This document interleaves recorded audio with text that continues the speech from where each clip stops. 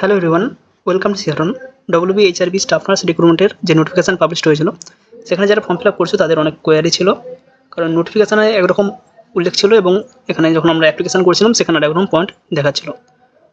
আমরা যখন অ্যাপ্লিকেশান করতে চাইছিলাম তখন নোটিফিকেশান আমরা দেখেছিলাম কয়েকটি ডকুমেন্টস আমাদেরকে আপলোড করতে হচ্ছে, যেমন উচ্চ মাধ্যমিকের মার্কশিটের সাথে উচ্চ মাধ্যমিকের পাস সার্টিফিকেট, জিএনএমের সমস্ত মার্কশিটের সাথে জিএনএম পাস সার্টিফিকেট বা ডিপ্লোমা সার্টিফিকেট, এবং WBNC রেজিস্ট্রেশনের সাথে কোনো মার্কশিট বা কোনো কিছু অ্যাড করতে হচ্ছিল না। এটা নোটিশ অনুযায়ী ছিল। বাট আমরা যখন অ্যাপ্লিকেশন করতে চাইছিলাম, এখানে অনলাইন অ্যাপ্লিকেশানে যখন ক্লিক করে অ্যাপ্লিকেশন করতে চাইছিলাম, সেখানে আমাদেরকে দেখানো হচ্ছিল যে একটি অ্যাটেনশন ছিল, যেখানে SC ST এবং PWD ক্যান্ডিডেট যারা অ্যাপ্লিকেশন করছে তারা ছাড়া বাকিদেরকে পেমেন্ট করতে বলা হয়েছিল, এবং যারা WBNC রেজিস্ট্রেশন সাবমিট করছিল তার সাথে মার্কশিট আপলোড করতে বলা হয়েছিল। এটা ছিল ইনস্ট্রাকশন।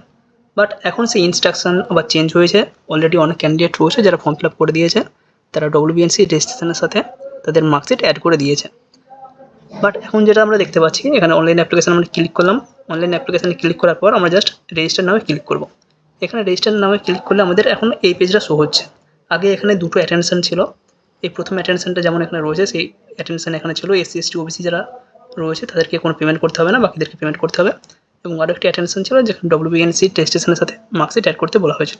বাট এখন সেই অপশানটা নেই। অর্থাৎ এখন যারা অ্যাপ্লিকেশন করবে শুধুমাত্র WBNC রেজিস্ট্রেশনের জায়গায় WBNC রেজিস্ট্রেশনটাই আপলোড করবে।